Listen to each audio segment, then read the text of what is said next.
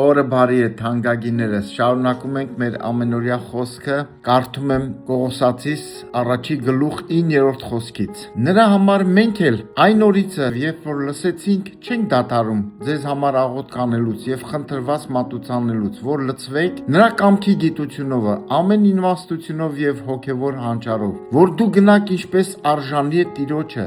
ամեն բանի մեջ հաճո լինելով նրան, ամեն բարի գործով պտղաբեր լինեք եւ աճեք Աստծո գիտության մեջ, ամեն զորությունով զորացած իր փառքի զորության համեմատ, ամեն համբերության եւ երկայնամտության մեջ ուրախությունով եւ գոհություն տաք Հորը, որ մեզ արժանացեց մասնակից լինելու սուրբերի վիճակին, լույսումը, որ փրկեց մեզ խավարի իշխանությունից եւ փոխադրեց մեզ իր սիրելի որդու արքայության մեջ, որի ձեռով ունենք փրկություն եւ նրա արյունով մեղքերի թողություն, ամեն։ Հրաշալի խոսքեր են, սիրելիներս, մենք էլ օր ու գիշեր պիտի աղոթք անենք, բարձրացնենք մեր աղոթքը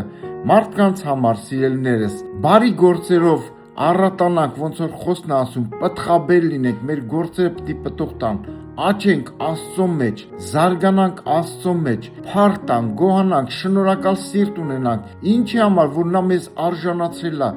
երկնային քաղաքացի ասարկել, սիրելիներս, ամեն ժամանակ հիշեք սա, փրկության մասին, որ մեզ ինչից է փրկել, խավարի իշխանությունից, մեզ փոխադրել է իր որդու արքայության մեջ, փառք Աստծուն, հավիտյանս հավիտենից, ամեն։